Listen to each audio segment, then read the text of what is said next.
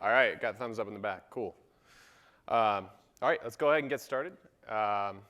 Thanks for coming out today. Appreciate it. We're going to be talking about refactoring with TypeScript. Hope everybody is at least slightly awake after lunch. I'll try to be exciting to keep you guys entertained. Maybe do some dances or something. We'll see. So, to get started, is this guy working? Uh-oh. No. All right, we're going to go with the hand click then. To get started, hi everyone. I'm Dave. I'm a senior developer at EchoBind. We are a web and mobile development agency. Kind of do a little bit of everything. And the sort of lead-off shameless plug here is that we're hiring. So if you're interested, we're hiring for a lot of different roles. So come talk to me afterwards. I'd love to talk to you guys. Also, I'm the creator of Denali.js, which is a Node framework for ambitious APIs. So if you're interested, happy to talk about that as well. That's relevant because Denali is built in TypeScript, and so we're actually going to be looking at some Denali code later on as an example of a rather large, complex TypeScript code base and what we can do in terms of refactoring. We're even going to try some live coding. We'll see how that goes. It's kind of tempting the gods there. So, all right. So what are the goals for the talk today? I want to make sure you guys are here getting value out of this right now. So the goals that I have in mind are, if you are already familiar with TypeScript, I hope that you can walk away from today with some tactics on how you might take TypeScript into large code bases and what the benefits are of that. If you're new to TypeScript, on the other hand, I hope that at least you'll get a sense of what the possibilities are for using it. I'm a big fan of TypeScript. Obviously, I'm giving this talk, but it's not always right for every use case, right? There's trade-offs. So I hope at least you can walk away with a sense of what those trade-offs are, where the strengths are, and when you might want to actually use it. So that's kind of what we're going to aim to accomplish today. And there's a few themes that I'm going to kind of try to hit on today, and you'll see them pop up again and again. And I kind of want to call them out at the beginning so you can kind of be aware of them. And the first is, TypeScript is not about making the compiler happy. For a long time, my only experience with typed languages was with ones that were a little bit more heavy-handed in how they approached typing. And I always felt frustrated with those languages. I was a die-hard JavaScript, like, oh yeah, we don't need that kind of crap here. We're past that point. And it was always frustrating to me to work in typed languages because it felt like I was basically just writing code to make the machine happy, right? And that's the opposite of what we should be doing, right? We should be writing code for human beings, not for the computer. And so this idea is basically, I want to reinforce that we add types to a language like TypeScript to benefit us, right? This isn't to make necessarily the machine perform slightly better or anything like this. This is for developer ergonomics. And if you're not experiencing that sort of increased ergonomic use, then either we need to figure out maybe how to use TypeScript better, or maybe it's not the right solution for that task, right? But that's the goal here with TypeScript is to improve your experience as developers. The other theme, sort of part of this theme that you'll see repeated is that the goal of TypeScript, like I said, it's not necessarily for like performance tuning, right? TypeScript has no real impact on your runtime code. So when your code actually executes, it's just regular JavaScript.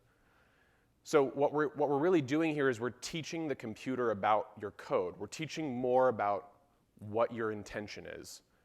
And we do that so that the computer can then turn around and do a better job of helping us as developers write code. The second theme I want to touch on is this is about offloading the cognitive burden onto the compiler.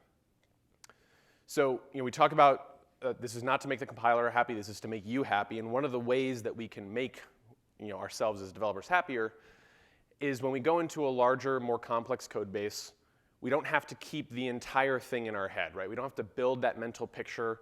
Every time we get a bug coming in and we have to go and fix that, we don't necessarily have to relearn everything about that part of the application all at once. Instead, we can focus purely on the scope in front of us, and the compiler can take over handling the rest of that stuff. It's almost like it's extra RAM for your computer brain here. It's extra storage to put stuff away in so that you can focus, and then the compiler will tell you when you need to be aware of other parts of the system. And we'll see what that looks like in concrete terms in a minute. But lastly, and probably most importantly, at least in my experience and the sort of focus of this talk, is really about having confidence to make changes, right? This is a refactoring with TypeScript talk. So the goal here is that at the end of this, you should understand how TypeScript helps you go into, again, a larger, more complex code base, make changes, and be confident that those are going to work. And there's a few tweets here that I love from Chris Epstein about TypeScript. And the last one just sums it up beautifully, and you can read those. But TypeScript makes me brave. And it's such a great line, because it's like, that's been my sort of emotional experience of using TypeScript is I suddenly feel like I have superpowers at times where I just go in, I write this big, long patch or bug fix or whatever, and all the tests pass in the first try because I fixed all the TypeScript compiler errors, and we're good to go. So my hope is that at the end of this talk, you guys will see that and hopefully have a taste of that for yourselves and maybe be encouraged to go find that experience yourself. So quick agenda. So what are we going to try and cover today? The goal here is 4 points primarily. So we're going to do a quick TypeScript primer. I should clarify here, so my goal is not to teach you TypeScript if you don't know it. So this is refactoring with TypeScript. The goal is to understand how to use the language to refactor better. I'm going to do the primer so that if you are new to TypeScript, hopefully you can at least kind of follow along roughly. There's going to be a lot of stuff I skip over, gaps. The more experienced TypeScript devs might get a little frustrated at that. But we're short on time, so this is the quick primer so you won't get completely lost. I'd encourage you, and I'm happy to mention some resources at the end of the talk about where you can get started with TypeScript if you're interested in that. So we'll do the TypeScript primer first, go over just the basics of the syntax and what it looks like. Then we're going to look at writing refactor-friendly code. I'm going to spend a chunk of time there. And the goal is basically, like, what do we mean when we talk about refactor-friendly? What does that kind of code look like? What are some good rules of thumb when you're working through a code base? We'll take a quick pit stop at automated refactoring. These are just some kind of cool features that TypeScript and some IDEs have that can do some of the sort of typing for you and do a lot of that manual work. But it's going to be pretty brief. And then we're going to wrap up with that, we'll see how it goes, live coding session, where we're going to take a look at the Denali code base, and we're going to actually do some refactoring, add a couple things, and we'll see how it goes in terms of having TypeScript help us along the way. All right. So let's dive right into the TypeScript primer. So first up, what is TypeScript? So straight from the website, pretty self-explanatory. TypeScript is a typed superset of JavaScript that compiles to plain JavaScript. There's two things I want to point out in that sort of definition there real quick.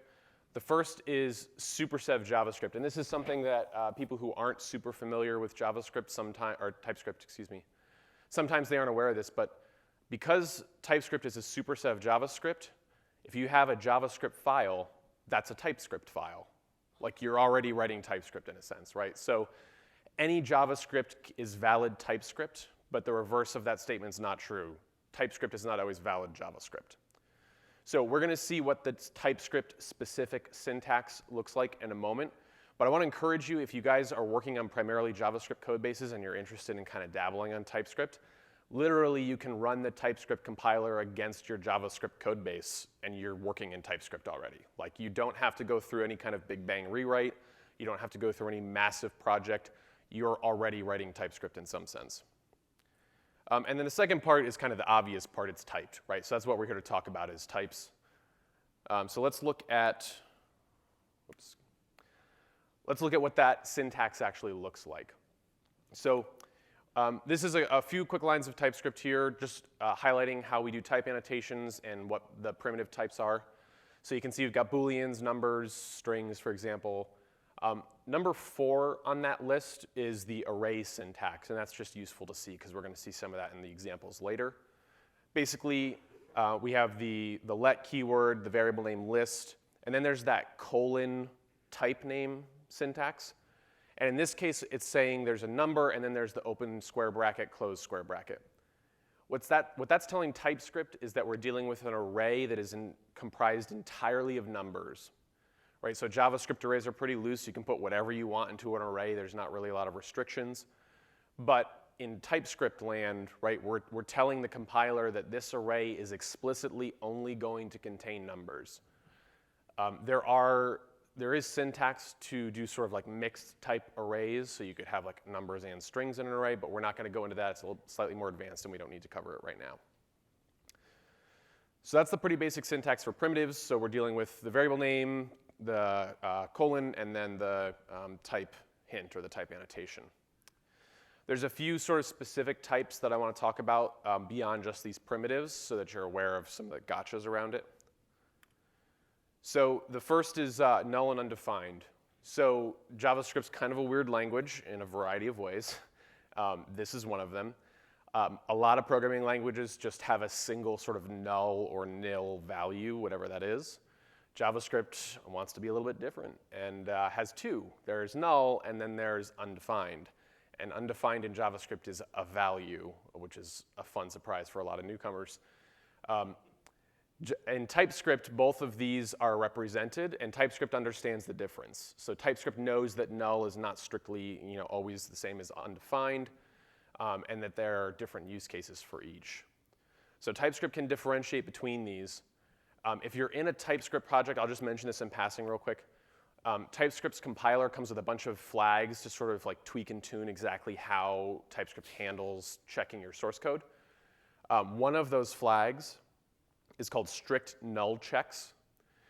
If you're working on a new project or migrating a small project to TypeScript, I strongly recommend that you enable that flag.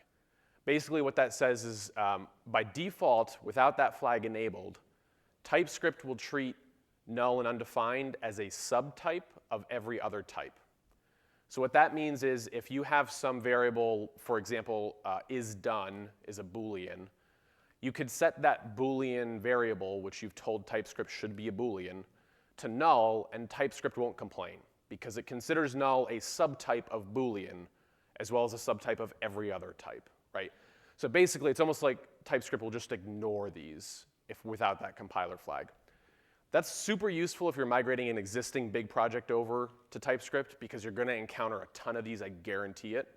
So sometimes it's a little too much noise to handle initially, so you want to leave that flag off.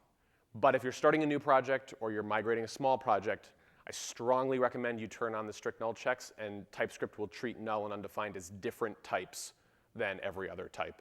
And so then you're going to find all those places in your code base where, oh, crap, that variable actually could be null as well, so I need to handle that case too. So that's a pretty eye-opening experience if you ever turn that flag on an existing code base. The two other types I want to talk about are void and never. Void, at least initially, and for most people using TypeScript, the only time you're going to see void is when you're dealing with a function that doesn't return a meaningful value.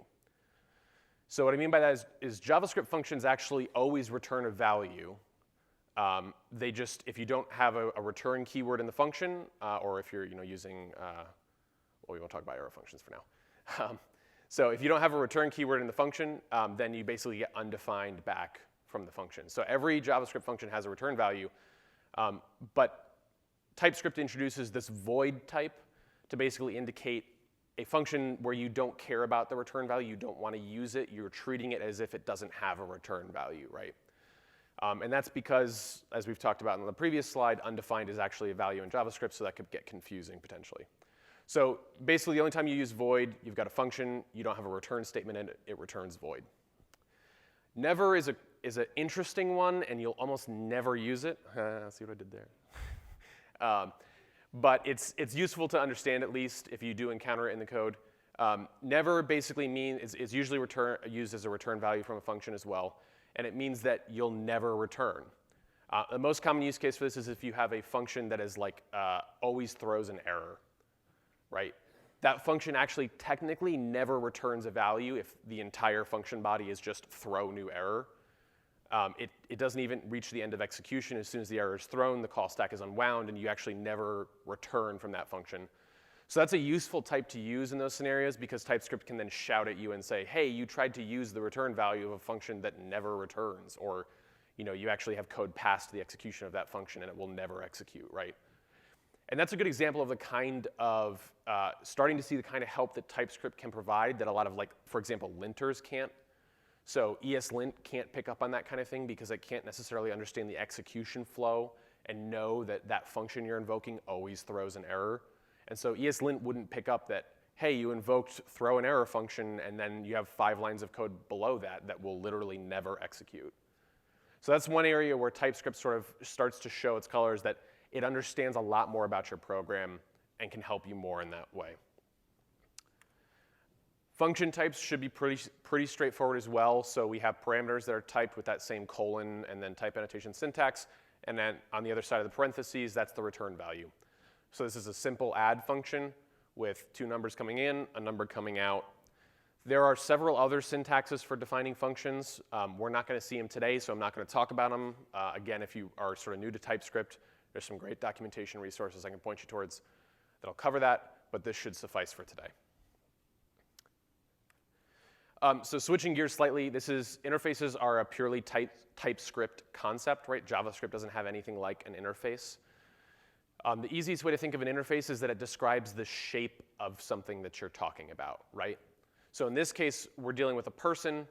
What we're doing here is we're not actually creating an object or anything. When you compile this with the TypeScript compiler, the interface actually disappears entirely. Interfaces are purely for compile time type annotations. But this is useful because now we have a way of talking about potentially just plain old JavaScript objects that have this sort of common shape to them, right? So if we aren't necessarily doing classes or anything like that, just straight up POJOs, then we have an easy, concise way of saying, here's a repeated pattern that we're going to see, and just bundle it up under the name person. But speaking of classes, we also do have classes as well. So TypeScript supports classes. One of the nice things about TypeScript that sort of, again, a lot of people aren't aware, TypeScript's goal, like I said, is to be the superset of JavaScript, which means that as JavaScript evolves, TypeScript is going to subsume those features as well.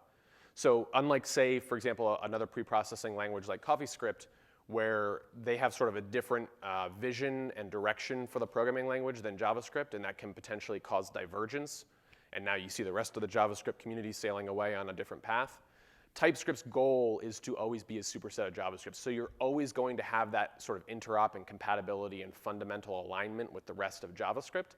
It's just going to be with types sprinkled on top. So here we can see TypeScript has classes just like JavaScript. In fact, it actually supports some relatively new JavaScript proposals that haven't been fully solidified yet as far as class fields, instance fields, and static fields, things like that. So here we can see we've got a few different properties on this person class, and we're initializing them with just some default values. So we've got a first name, last name, age. There's some kind of constructor function, presumably. And then a full name method below, which just concatenates the first name, the last name with a space in between. So that's kind of the whirlwind tour of the syntax. But I want to point out a couple things while we're on this slide. So looking at this slide, it's easy to feel like we're starting to violate that first theme that I talked about, right? This feels like we're writing code for the sake of the compiler. Because if we look at this first name line, that feels redundant, right? Like, obviously, first name is a string. I just told you it's a string right there. Why am I telling you it's a string twice? Well, this is one of my favorite features of TypeScript, is its type inference engine. So when you write TypeScript, if you have that line, you actually don't need to include the type annotations. TypeScript is smart enough to figure out, well, you assigned it to a string, so obviously you want it to be a string. Not a big problem. But TypeScript can actually do better than that. So if we look down below, we've got this full name method that's returning a string. Now this is actually arguable. Like, this could potentially be beneficial to developers, right? If this full name method was very long and complicated, it might be nice to have that annotation there to tell developers, hey, you don't have to read the whole method to know that this returns a string, right? So that's potentially useful, and we'll actually see why we may want to keep that later. But the nice part about TypeScript is that you don't have to. It's smart enough to figure out that too. In fact, in my experience, TypeScript is able to figure out probably 90% of the type annotations that you might need in your application. If you go through an experience writing TypeScript and you're just constantly adding those colon type annotations, you probably don't need to add most of them. Usually the only times that you need to add type annotations are when you're dealing with some kind of data structure from an outside source. So if you're talking to an API where TypeScript can't know a priori what the API is going to return, you might need to give TypeScript some hints of, like, here's what we expect to come back from the API. Another example is if you're dealing with third-party libraries that don't have published type definitions. then that might be a case where you need to give it some hints about what those libraries look like. But within your own code, 9 times out of 10, TypeScript is good enough to figure out that string plus string plus string equals string, and a whole lot more complicated examples than that. But there are limitations, right? So there are some situations, like we talked about with the APIs, with third-party libraries, where TypeScript can't necessarily know ahead of time. But I also don't want to sugarcoat this, right? I'm not trying to like sell you guys hard on TypeScript. There are limitations, albeit they're pretty advanced limitations, right? I'm guessing most people won't encounter these in their day-to-day encounters with JavaScript. But like this is one example, and this is a lot of gibberish. This is very advanced typing. But this is an example of a limitation where basically TypeScript cannot fully model the very dynamic nature of JavaScript. It's just not mature enough. It's just not there. So like I said, I don't want to sugarcoat it. There are situations where you do run into these occasional bumps or walls. But the nice and terrible, potentially, part of TypeScript is that it gives you an escape hatch. It lets you sort of step back from the type checking at any point in time by using the any type. And this is really hard for new TypeScript developers. So I want to spend just a quick minute on this, because it's very tempting, and I had to include this. It's one of these tools that, with great power comes great responsibility, right? So every time you use any, you're basically telling TypeScript that this thing could be any possible type. And what that means in practice is that you're essentially saying, TypeScript, I want you to ignore the type of this thing. Don't try to tell me that anything's broken with it. Just let anything you want to have happen to it. And a quick example here, so we've got, let's say, a person class with a first name, which is a string. We create a new person, and then we say, first name is true, right? That doesn't make any sense, right? First name is supposed to be a string here. And TypeScript will yell at you, and it will say, hang on, wait a second, you're trying to assign a Boolean to a string, that doesn't add up. But if you go in and you say, oh, well, I don't know why, maybe it's a complicated code base, I don't know why it's making that error, I'll just call it any, right? So now TypeScript's not going to complain anymore. You silenced the error, but obviously we didn't solve the underlying problem here. We're misunderstanding what the first name property is. But it's actually worse than this, because it sort of has this poison pill effect on your code. So if we look at a slightly more complicated example, we've got a first name property and a shout name method, which basically just takes the first name and puts it in uppercase. As we can see below, the shout name method, if we invoke it, calls to uppercase on this.firstname. Using our previous example, if this.firstname was a Boolean, obviously that's not going to work, right? Booleans don't have a to uppercase value method on them. But the problem here is that the any has this, like I said, poison pill kind of effect on your code. So because first name is any type, then this.firstname.to uppercase is theoretically possible. TypeScript doesn't know what first name is anymore. And so now this.shout name actually returns any as well, because it can't make any deductions about what is going on in that method. And so now all of the things that are touching that first name property, all of them are going to be compromised in terms of type checking. So any is a very powerful tool, and it's a great tool when you need to either just get something out the door quickly or experiment a little bit, or you run into one of those rare sort of fundamental limitations of TypeScript. But it needs to be used with a lot of caution, because it basically starts black holing large parts of your application where TypeScript's no longer doing anything useful. All right, so that's kind of the scary warning to start things off. The TypeScript primer, like I said, if you guys have questions more on the specifics of learning TypeScript, I'm happy to talk about that later. So let's dive in a little bit into what refactor-friendly code actually looks like. But before we go into what it looks like, we have to talk about what we mean when we say refactor-friendly, right? Everybody's going to have their own definition of that.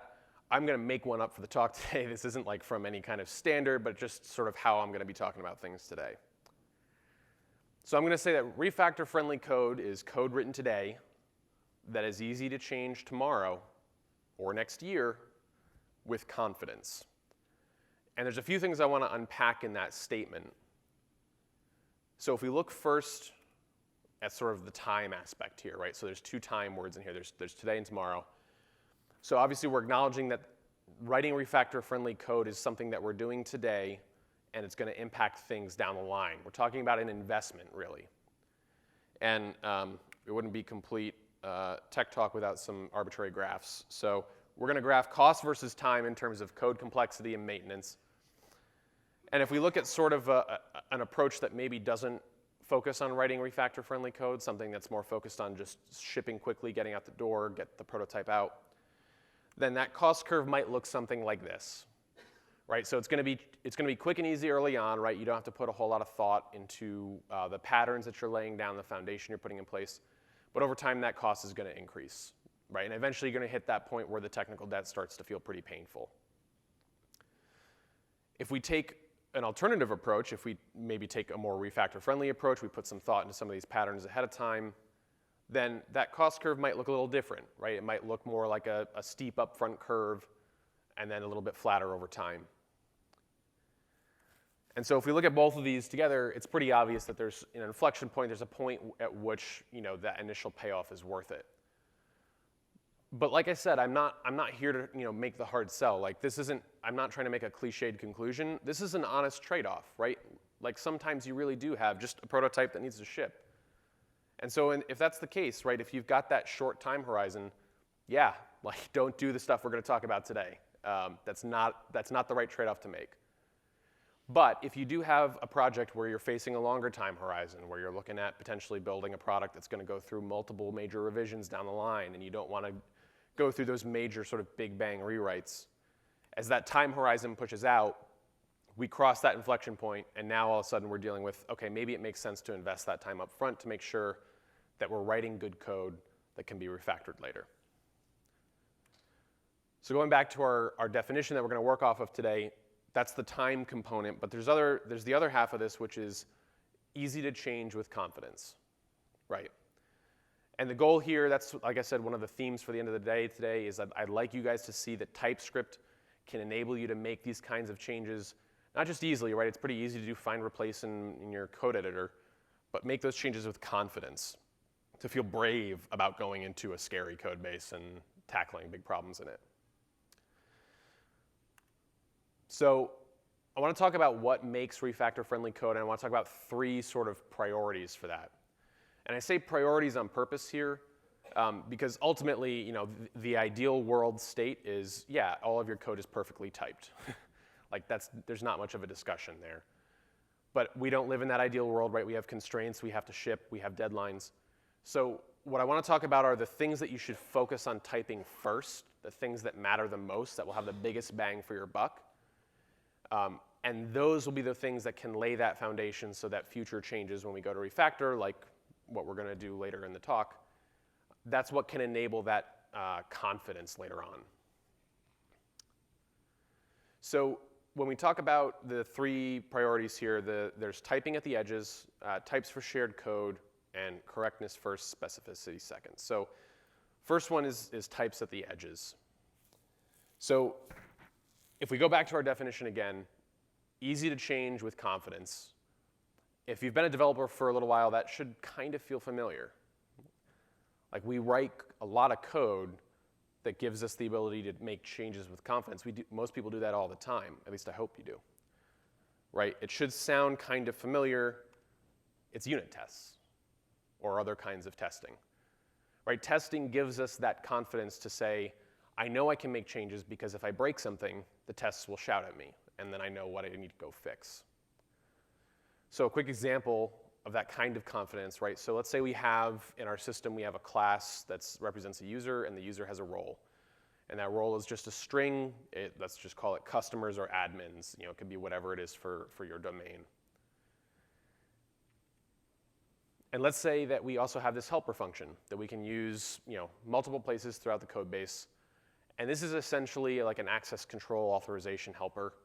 It takes a given role and an action that you want to perform, and it tells you whether or not, with a Boolean return value, that action is allowed for that role. In this simplified system, we're just going to use the policy object, which is just sort of like our map of permissions. And the way we look it up is the policy object's keys are the different actions you can perform in our system, which are, in this case, are just the simplified sort of read versus write. And then the values of those keys are the list, the array of potential roles that can perform that operation. So here we can see that read operations are allowed by customers and admins, and write operations are only allowed by admins. So obviously it's pretty simplified, but hopefully you get the concept here. So if we were to write a test for that, it might look something like this. So we assert that when we invoke can perform with customer role and read action, that it returns a truthy value, right? That the customer can actually perform the read action. So this is a pretty common kind of setup, and obviously in a very simplified form, but let's say that the project manager comes along, or whoever's sort of leading the product decisions, and says, you know what, we've had a lot of feature requests, we really need to be able to support multiple roles per user. So users need to be able to assume different roles at different times. So to update our sort of model of the world here, we're going to change the user to be a role array, where each element in the array is the name of a role that they can potentially hold. And so obviously we want our authorization checks to eventually change to support that as well, right? Those now need to say, okay, we're not looking for an exact match between role and action. We're now looking for, do any of the roles match any of the potential allowed roles? Obviously, we're going to encounter a problem in our helper function here, because that role that we're looking at here, if you're just blindly passing in user.role, which likely happens in a lot of your code base, then that role is going to be, it's now going to be an array, right? And so that's going to be problematic because the includes method is going to look for an array within the array, and it's not going to find any of that because those are just plain strings. And so it's never going to return true anymore. So we broke the app, basically, with this change. So if we go back into our unit tests, we can update the unit tests to reflect this change to make sure that we're testing the actual intended functionality. So you can say, you know, assert can perform customer, and then we pass in an array of potential actions. Oh, actually, that should be an array of roles. My bad. But in any case, you get an assertion error saying, you know, that was expected to be true, but is actually false because it will actually never be true. So taking a step back, one of the things that I found useful when thinking about TypeScript is to sort of think about types as mini unit tests. And it's helpful when you encounter these kinds of similarities to think about, well, what are the rules for unit tests? Can they give us any insights into how we should be thinking about types as well? So when you deal with unit tests, it's pretty common to say, okay, you want to check the inputs and the outputs, right? So in the inputs is going to be, in this case, the function parameters. The outputs is going to be the return value of the function. Well, we can actually map that pretty well to types. So in types, we can type check the inputs to a function and the outputs to a function. So let's take a look at how we might sort of give us that confidence using types as well. So we're back in this can perform helper method, and we're going to add types to it, at least to the function. And we don't actually need to add types anywhere else because TypeScript can infer all of the other types in this page. So here we're saying that the role coming in the original version of this method was a string, and then the action is a string as well, and it returns a Boolean. So if we had this type definition originally before we moved to the multi-role system, and then we made that change to the multi-role system, let's take a hypothetical place in our code base where we're, maybe have an HTTP request coming in, we pull the user off, and we say, can this user in this role perform the read operation? If we had type checking in place, you would have seen this error pop up in your editor or when you tried to build the project. It'd say something like argument type string, open, close, square brackets, is not assignable to parameter of type string. That error message can be a little intimidating for newcomers to TypeScript, but basically what that's saying is the type string, the array of strings here, TypeScript can't figure out how to reconcile that with just a plain string type. There's no way that you can convert one to the other losslessly. And so TypeScript's basically saying, I don't know what to do here. You did something wrong. You need to tell me or fix this. And obviously that's because user.role is now an array of strings, and the function was expecting just a simple string.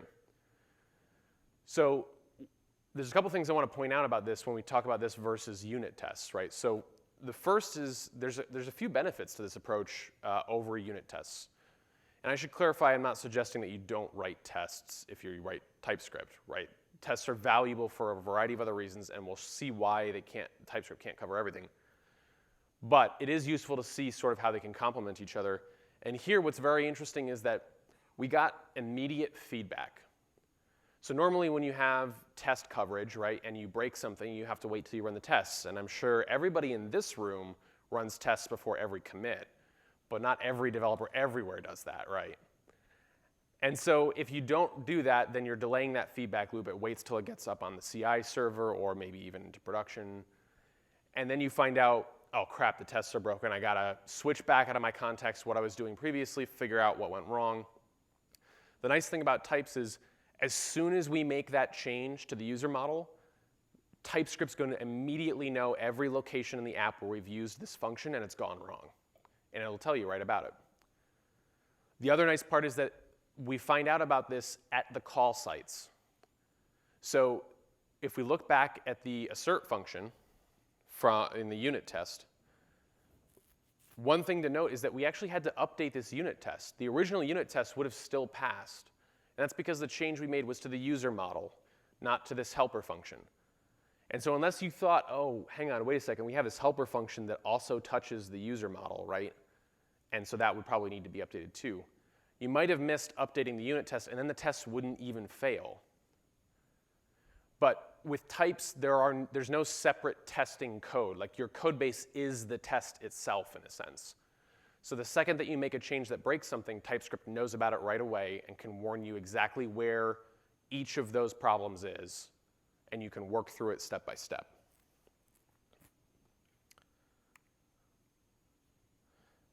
So that's sort of the initial typing at the edges. So the idea is very similar to unit tests. We want to type at the edges of our code, at the inputs and the outputs. Because just like a unit test, what matters most is these sort of junctions between parts of our code base. And by typing at the edges, we get that security that, yes, what we're doing, the changes that we're making are consistent throughout the code base. The second rule here is types for shared code. So going back to that definition here, we're looking to make changes that are easy, we're looking to write code that is easy to change with confidence. One way to approach that in terms of prioritization is where do we have the least confidence in making changes? So to give you an example here, just sort of a quick hypothetical, we're going to talk about an Uber-like application called Avo Toaster. It's like Uber, but for avocado toast. But you can imagine any Uber-like application that has the basic sort of three components to it. You've got consumers or seekers of avocado toast. You've got producers, the people with avocados and toasters. And you've got maybe like a third back office admin application, right? Something that you sort of run the company from. So from our first rule, we want to type along the edges, right? So any place that these three interact directly with each other, that would be a good place to start enforcing some types, because that can give you that confidence that when your different pieces of your code base interact, they're going to interact consistently. But let's imagine that we're a couple years into this product. We've decided, all right, we've got some common patterns between all three of these apps. We're going to extract all this out to a shared library. Right, so this shared library is going to, maybe it's React components or whatever, but it's shared code between all these three places. And this is where it's useful to have types, to start with types in that shared library. And I like to think of this as essentially shared versus terminal code.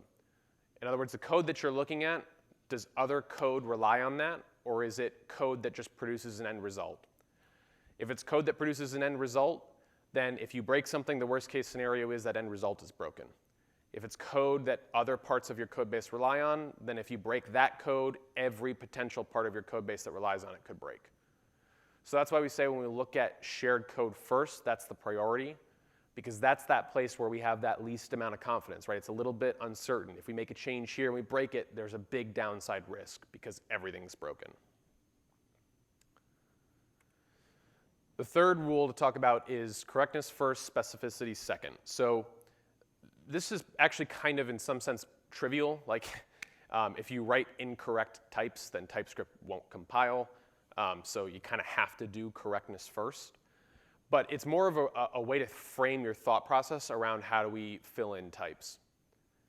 So let's take a hypothetical request function. So this is makes an HTTP request. It takes a URL string and an options hash, which with a whole bunch of options for every HTTP option under the sun. So let's fill in sort of what that request options hash might look like.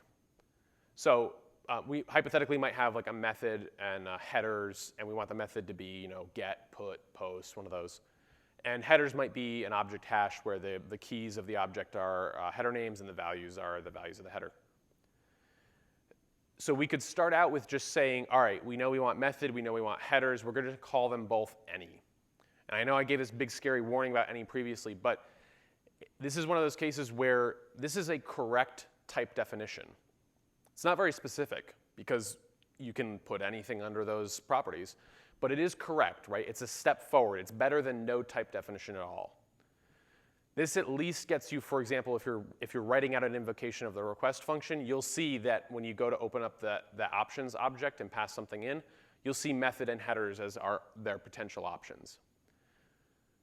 But obviously we can do better than this, and so the idea is this is a good first pass, but then we can start to fill it in. So we can take a look just at the request options hash and say, well, actually that method, HTTP methods are all strings, right? So we know that can be a string.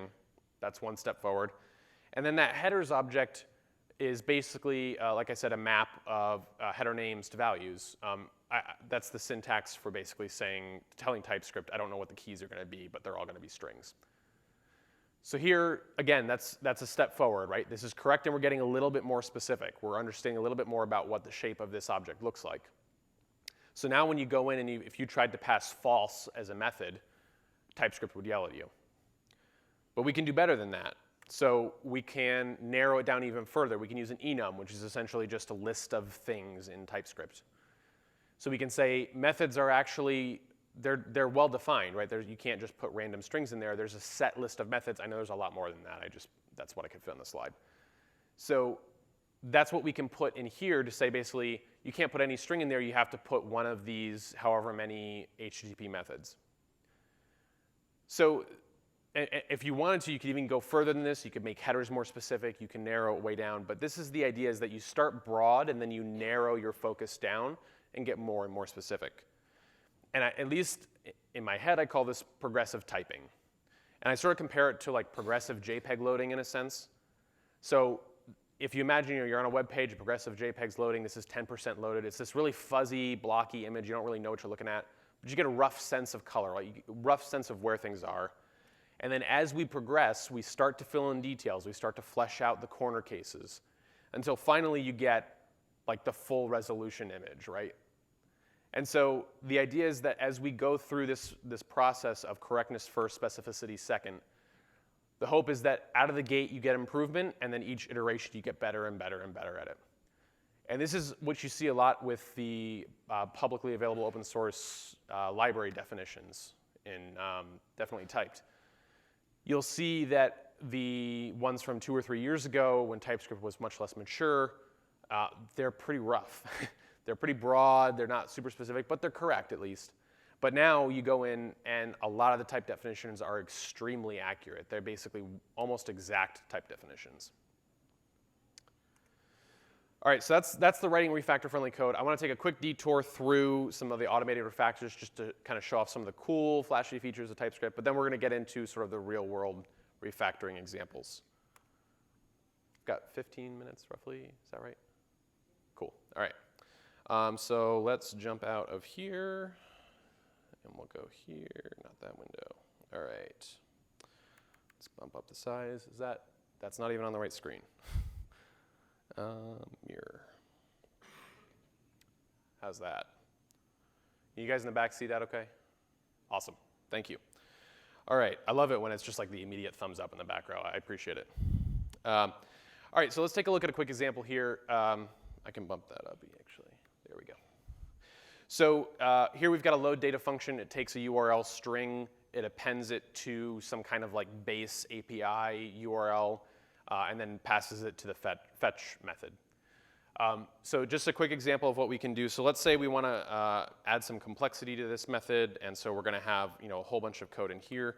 And it would just be cleaner if we could take this concatenation and plug it into its own local variable. So you can say, oops. Oh, it doesn't zoom that in. You can say extract constant to enclosing scope. Right, so now we have it pulled out to its own variable, and we can call it whatever we want. We'll just say URL. Okay, but we want to do a little bit better than that. So you can say we want to take this base API URL. We can actually say pull that to the global scope. Right, that's going to be constant across our entire application. So it pops it out to the global scope, and we can call this base URL. Right. So that's pretty straightforward. One of the things to note here, though, is that TypeScript is able to do this because it understands the structure of your application. And we're going to see in a second, these aren't just dumb text transformations. It actually is parsing the abstract syntax tree of your code and understands what your program is doing to some degree, which enables some pretty cool and pretty intelligent automatic transformations. So the other example is, whoops, actually, let's say we wanted to change this full URL, because that's a little misleading now, right? Because it has the host name from the different part from the base URL. So let's call this maybe like the endpoint. So we want to change the name of that variable, and maybe it's used 30 times throughout this function. You can just say rename the variable and say endpoint. And it knows to go through that function and change all the invocations of it, but it knows further that if there was a collision with another variable name in a different scope, it wouldn't change that variable because it understands scopes in your source code. So we can see that in action if we take a look here. I got to zoom out on this one a little bit. So here, let's imagine we have a slightly more complicated data fetching class, an API service, and it's got some kind of API token and a method that adds that token as a query parameter to a given URL. And then we've got our sort of base API URL up top. Now let's say this is the kind of class that was added to and refactored and changed and tweaked by 10 different developers over 2 years in your application, right? It's hundreds of lines long. And somebody somewhere along the way made the mistake of naming this parameter the same name as the variable in the outer scope. Obviously that's not the best practice, right? You don't want to do that if you can avoid it. But it is valid JavaScript, right? It will behave the way it should. The inner scope will shadow the outer scope so you won't see it. But what's really cool is that if we wanted to change this, so if we wanted to say, for example, call this base URL to differentiate the two, you can see that we did a rename, but it didn't change the variable name up at the top of the file, even though it's the same token. So it's a demonstration that TypeScript, like I said, is not doing sort of a dumb find and replace text search here. These aren't string manipulations on text files. It's actually parsing your code and understanding it. And that goes back to that theme that we talked about at the start, which is a lot of what you're doing with TypeScript is teaching the computer more about your code so that it's better at understanding how it can help you. So the last one I'll do here, so here we've got a person class. It's got a couple of properties for first name and last name. And let's say we've got this contact details method, right? And this produces some kind of object that describes the person. There might be other fields on it. But one thing that it does is it does a full name. And so it extracts all that out. It concatenates the first name and the last name with a space in the middle. But we decide that we want to reuse that string of code. So we can just say,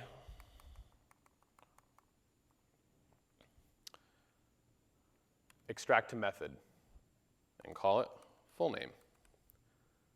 And TypeScript's pulled it out to the class definition, added the return keyword, added the private keyword, all for us, right? So these are kind of, they're not the most astounding tools in your tool belt, right? But it does help you if you're sort of moving through a code base quickly. And it's interesting to see how much knowledge TypeScript has of your code. So with that sort of quick demo out of the way, and then we're running short on time, so I gotta hurry here. Whoops. So what I want to do is at least get started, and I'll try and stop with 5 minutes for questions at the end here. But I want to get started and show you what it can look like to do a real-world refactor.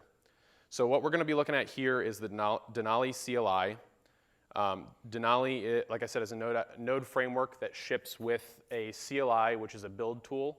So you can pre-process your files. And what we're looking at here is sort of a base class that many different builder classes will extend from. And as a hypothetical example, let's say that we want to allow the user to, we're going to change things. The user can specify the output file of their build. So previously it was hard-coded. Now we're going to say that's a user configurable feature.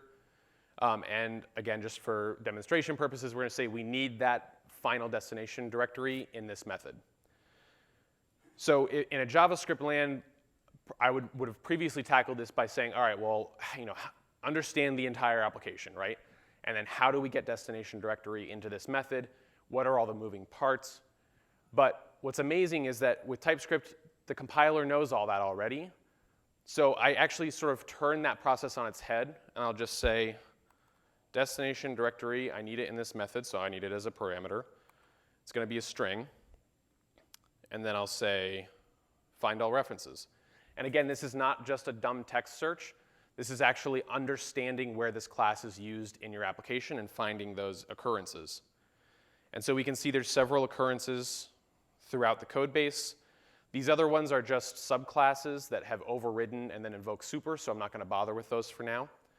But here's an example where we're invoking, let me zoom out a bit. Whoops. We're invoking assemble tree, the method that we altered to now have a parameter, in a different method, right?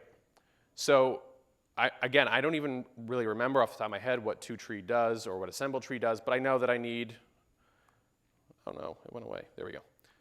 I know that I need destination directory to be passed in there. I don't see anywhere else I can get it from in the function, so I guess I got to pass it in. But again, this is a very mechanical process. I'm not understanding what's happening in the class. I'm just saying I need this variable from somewhere, right? So now I'm going to do the same process again. Find all references of the tree. And there's a couple instances where we do the same sort of thing where we subclass or whatever. But if I back it up a level, I can see, OK, so there's a different class that is calling toTree. And there's several places where it might be invoked. So if I go to each of these, all right, I know I need to pass destination directory in. I don't know where it's going to come from, but oh, look, I actually have it in that method, right? So this is obviously a little bit contrived, but the idea here is that you can go through these steps and you can have TypeScript understand your code base so that you don't have to in that way. And you just go into a method and you say, I need a new parameter in this method. I'm just going to add it. And then I'm going to let TypeScript tell me where I need to go next to fix the problem. And you sort of rinse and repeat, iterate on that cycle. And eventually, you find out all of these sort of entry points where, OK, this is the method where destination directory needs to come from in the first place. But I didn't plan this out. I didn't have to load all that in my head. I didn't have to internalize the mental model of how this application works. You guys can follow along with me here right now. And I'm assuming none of you know how Denali CLI works internally. So that's kind of the end goal of all of this, right? We lay these foundations early on to write refactor-friendly code so that we can have an experience like this. Because Denali's internal packages are typed at the edges, they type the shared code, and they're correct first, specific later. That means that when I need to go in and make this kind of change, I can be confident that if I change that parameter list for assemble tree, and I then fix all of the TypeScript compilation errors, I can be confident that that's going to work, or at least going to get 95% of the way there. So that's kind of the overview for today. Kind of ran short on time, so I apologize. If anybody's interested, I'm happy to sort of dive into this a little bit more at a later time today or whatever. But I want to make sure there's a couple minutes for questions if there are any. So, any questions? Yeah. So earlier you mentioned how you can just turn on the TypeScript compiler for existing JavaScript and it just Yes. works. So I was curious how that works with type instance. Does it just assume everything's any type? It doesn't actually. It does the best it can, and then where it can't, it assumes any. Okay, so like if you start something as string and then later on put a bool in there, for example, it would figure that out and initialize it as the end. Yeah, that's actually a good question. I'm not sure off the top of my head. It might try to do a union type, which is basically to say it's either A or B. So it might be smart enough to say Boolean or string, but it like looks forward for later use. yeah, it analyzes the whole source code. So Questions? Yeah. Those refactoring tools, are those like just plain TypeScript, or is that just something that comes with VS Code if you're using TypeScript? It's a mixture. So TypeScript gives additional information to VS Code to make those more accurate. So for example, some of those tools are available to plain JavaScript, but they're either not as accurate or there are not as many of those tools available. Any other questions from other than the front row? No? Oh, sorry. It's hard to see. For a very large project, how fast is the compilation so it's Can you give me an order of magnitude for very large? thousands of files? On the order of seconds. I'm going to guess not minutes. I don't know if I've worked on a TypeScript project that has thousands of files. So Denali has on the order of hundreds probably, and that's anywhere from. So the initial build is maybe 3 seconds, and then rebuilds are faster. So TypeScript and Microsoft, which backs TypeScript, actually has done a great job sort of pushing for standards around language servers, which allow for interoperability around incremental rebuilds. So what TypeScript can do is it can do an initial cold build of your project that's slower, and then as you make changes, it can try to do incremental builds of only the things that have changed. So it's kind of a two-pronged answer there. So I don't know if that's helpful, but any others? You got to really wave if you're got your hand up because that's hard to see. Nope. All right. Cool. Well, thank you for your time, guys. I appreciate it.